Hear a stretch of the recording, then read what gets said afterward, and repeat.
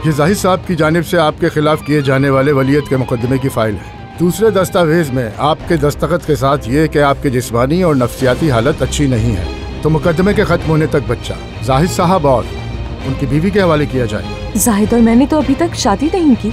आपकी शादी भी मुमकिन नहीं। जाहिद साहब शादीशुदा हैं और नाजान अब भी उनकी बीवी है। मैं जेल में उसके आने का इंतजार कर रही थी और वो बहुत पहले ही मुझे छोड़कर जा चुका।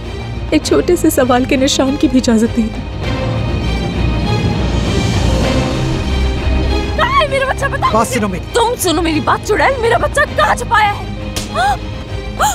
जाहिद कहीं भी होगा, मैं उसे ढूंढ कर लाऊंगा और तुम्हें तुम्हारा बच्चा भी मिल जाएगा। अब तुम जाओ अपने घर। तुम आखिर हो कहाँ जानवर?